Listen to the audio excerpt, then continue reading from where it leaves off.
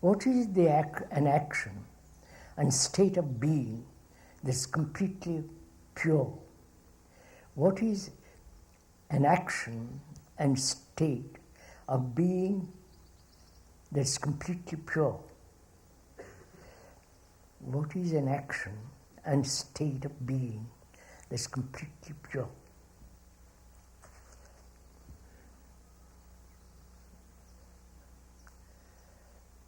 I wonder what we mean by action.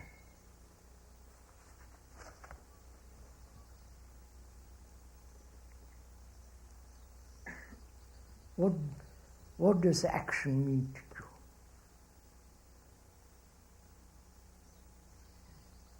To act. Does one act according to a principle, according to a prototype or an ideal, or according to some preconceived idea, and act approximating that action to that ideal prototype, to a concept, to a conclusion. Please follow all this if you're interested in all this. When we talk about action, do we not mean we are acting either with a motive or with a conclusion which we have come to through experience and set a pattern according to which you are acting, or act according to an ideal,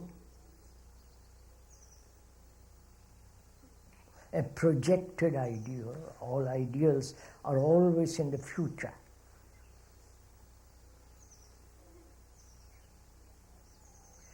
Or you act according to some bias, prejudice, or a pattern set by an authority, specialist, and so on.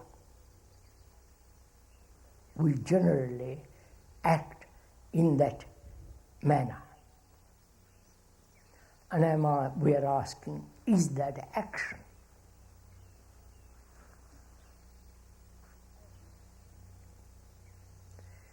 Action means the doing now,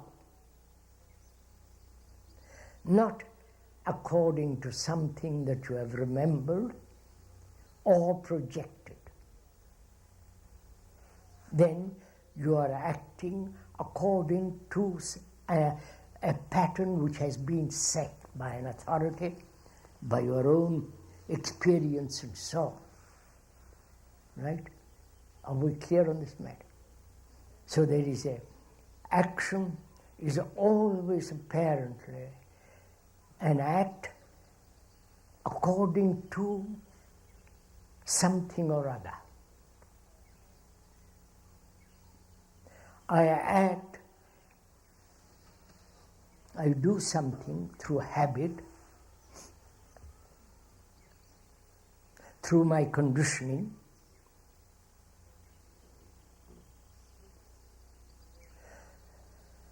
through my various accumulated prejudices, which I call knowledge, and for most of us, that is action. My father, my country, has told me what to do, and I do it, and I act according to that. Or I revolt against the pattern, set my own pattern, and act according to that. Patterns are the same as given to me, or I have made for myself patterns or patterns. A mode, a norm is a norm. It's not Christian norm or Indian norm or Buddhist norm, it is a norm. A framework within which I act. right? We are asking, we are exploring together. I'm not telling you how to act, because that would be too silly. How, then what do we mean by action? Does action vary according to circumstances?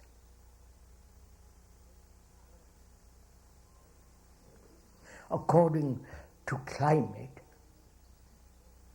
to pressure? All these are involved in that one word, action. I don't know if you're exploring it with the speaker. So is there, we are investigating, is there an action which is correct, precise, not changing according to one's mood, according to one's temperament, pleasure and so on. Action that is true, not dependent on the past as a memory or the future as an ideal. You're following all this? This is involved in that one word.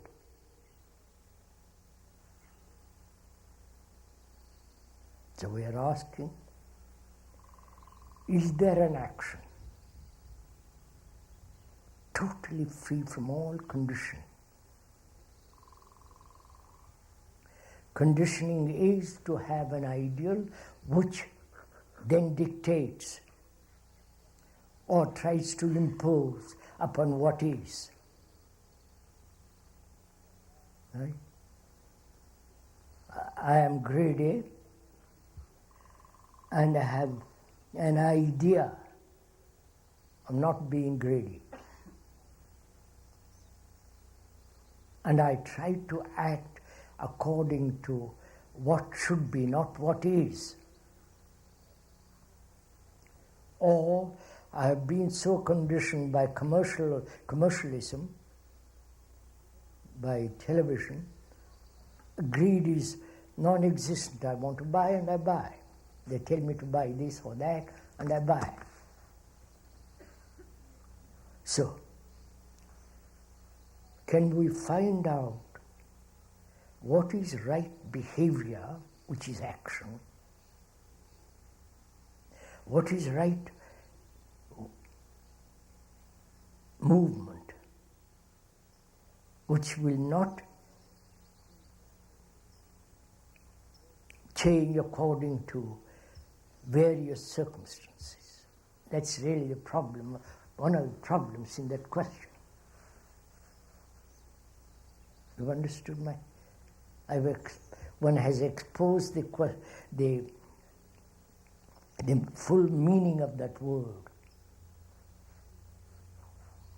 Right? The implication of that word. The wide significance of that word. Then, is it possible to act without a motive, without an ideal, without any form of conditioning? Conditioning is environmental. Conditioning is religious.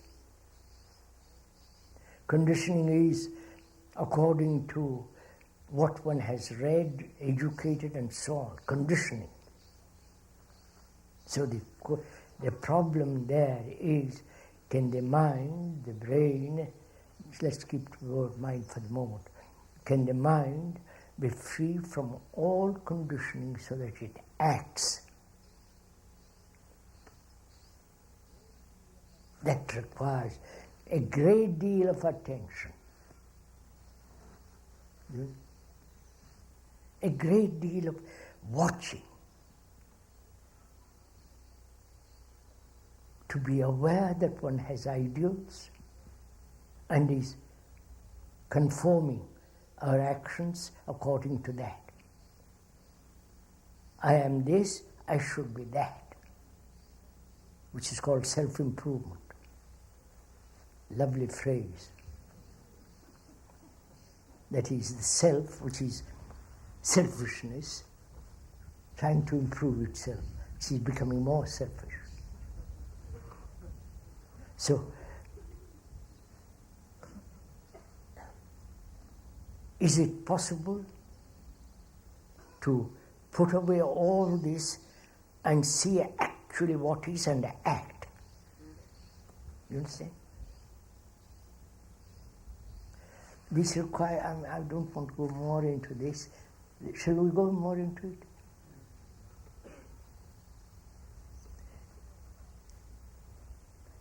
Is there an action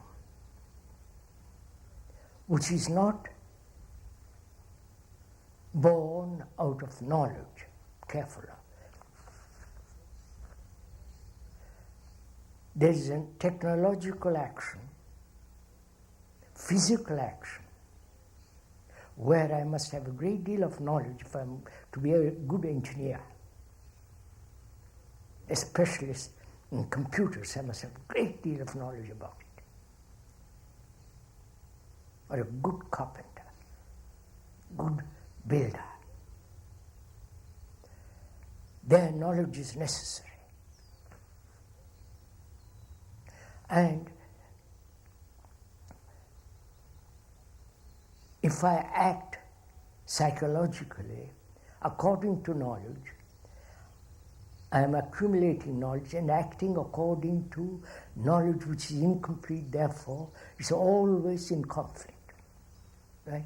Do we see this, or am I going to?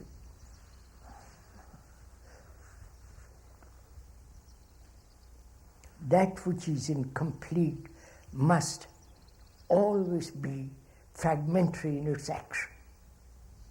Obviously. Right? It will go on from there.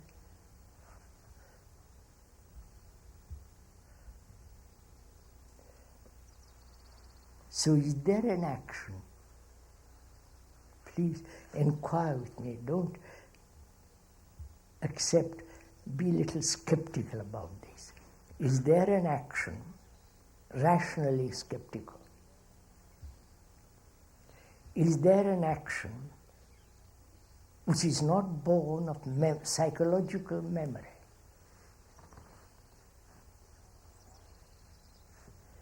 If I act according to my psychological knowledge which I have gathered about myself, and I know that knowledge is always limited, my actions then will be limited.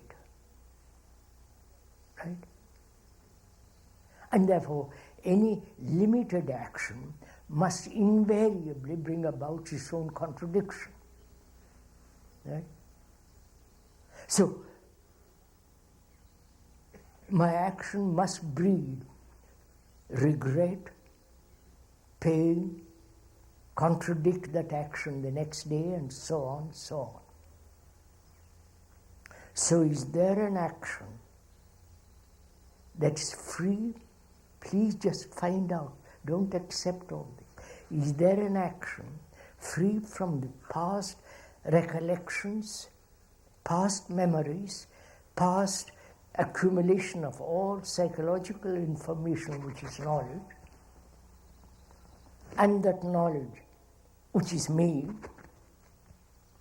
and therefore that me is limited, and when I say I will do this and act in this manner, it is that action will invariably be limited and contradictory, and therefore confusing, and so on. Right? If this is understood clearly, then is there an action, apart from the technological and all the rest of it, is there an action which is totally free from the accumulated experience of the past as me, as memories, recollections? Probably nobody has asked this question. Not that I am the original, but probably we have not asked that question. And we are asking it now. It's a very interesting question, it is, really. Because it involves, do you want me to go into all this? Is it an amusement for you?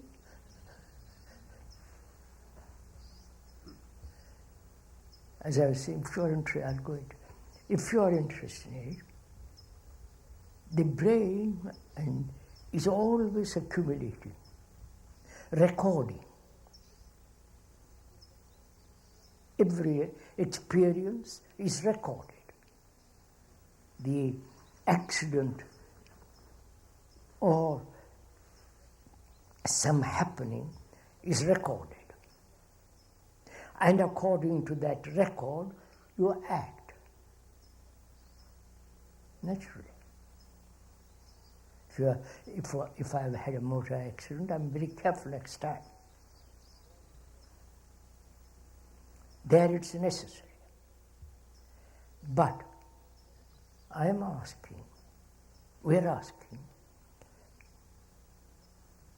is there an action which is not previously recorded?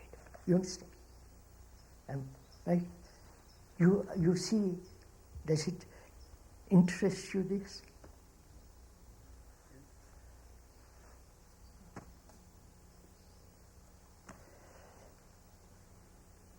Ask yourself this question, sir.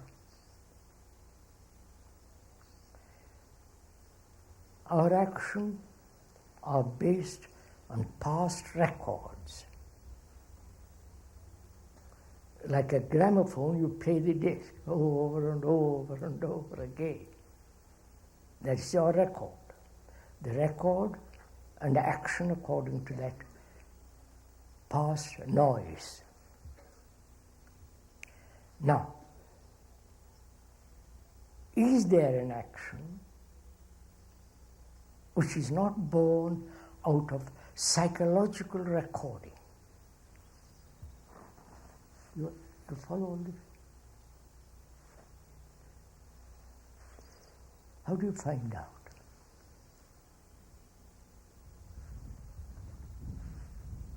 Here is a problem put to you. You may reject it, say that's nonsense, that can never happen. That's a possibility. Also, the other possibility, it may happen. Right? It may be true or it may be false. But you have to investigate it. To investigate it, you can't assert one or the other. Right? So, one must let those two go. The assertive statement that it's not possible, or the negative assertion that it is possible. So you both put aside. Then, what is the state of your mind? Are you interested in this? What is the state of your mind which is freed from the sense of past recording and acting according to that? It's freed. If it is freed, and if it is possible to be freed, then what is the quality of perception, the insight that is instant action? You follow? You understand? Just listen to it. I'll explain a little more, if I may, if you are interested in it, if you have the patience to go into it.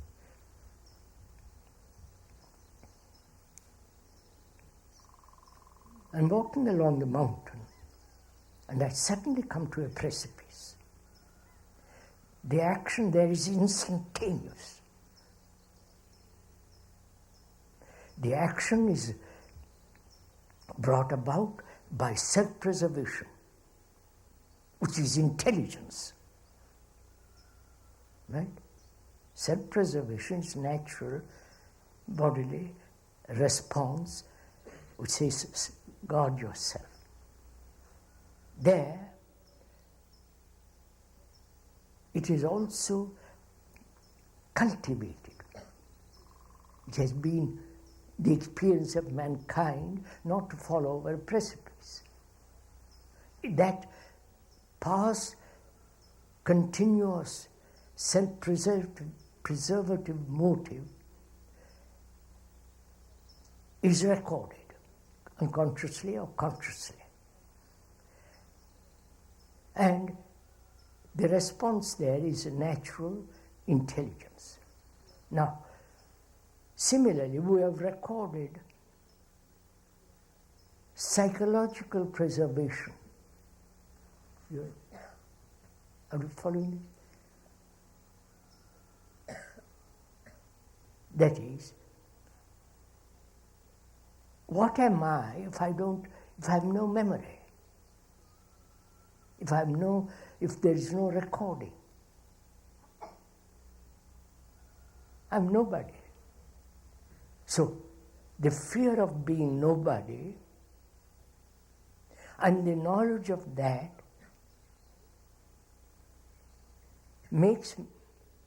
gives a central feeling that you must preserve yourself. Right? You following on this? And from that you act. Therefore, memory, knowledge is necessary. As there is the same movement carried over into the psychological field. Is this clear? Or am I muddling it? I'm afraid I'm muddling it. Clear as mud.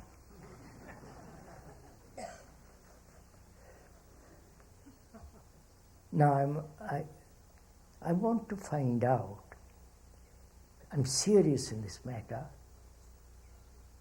I'll meditate for hours or think, walk, I must find out whether there is an action which is not born out of previous records.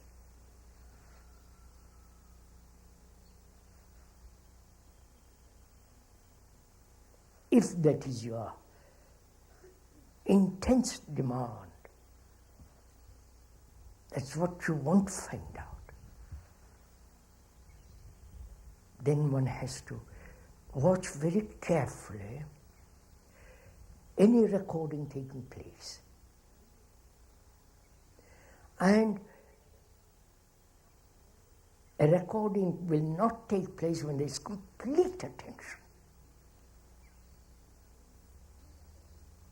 It's only inattention, lacking attention, that creates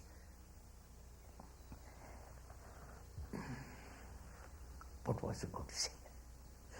That creates the recording. Have you noticed this? When you are looking at those mountains or this landscape with all the trees and the sunlight, and you are giving complete attention to it, that is watching all the trees, all the movement of the leaves and the light on the leaves and the shadows, complete attention. There's no recording. Have you noticed that? Or is that my fancy? Please experiment as we are sitting here. So it is possible not to record, which is an action born out of remembrance, an action born of an insight into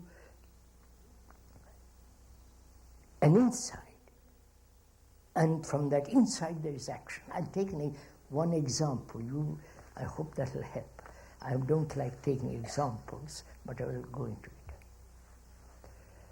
One perceives logically, that organized religions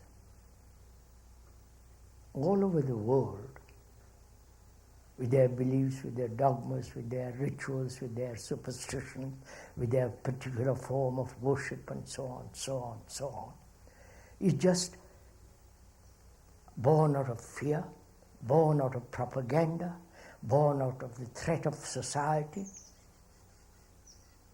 Threat of society is, if you are a Protestant in a Catholic country, you find it rather difficult. Right? So, to have an insight into the whole nature of the religious organized structure, to have complete insight into it, which means you're neither Hindu nor Catholic, Protestant, whatever it is.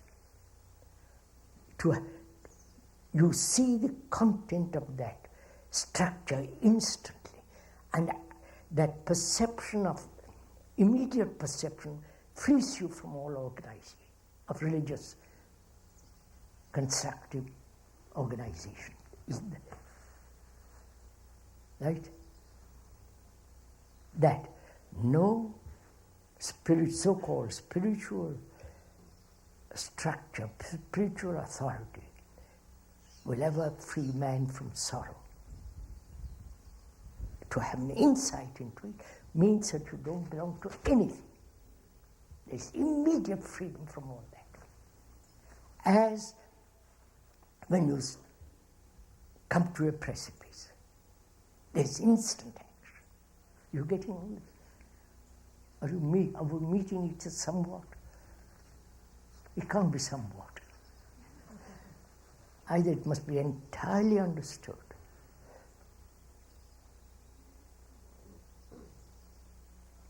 So there is an action that is not born out of past remembrances of future hopes and ideals. It is being totally aware of what is, and having an insight into what is the ending of what is. I wonder if this have I put it. Is this somewhat? Shall I go on to the next question?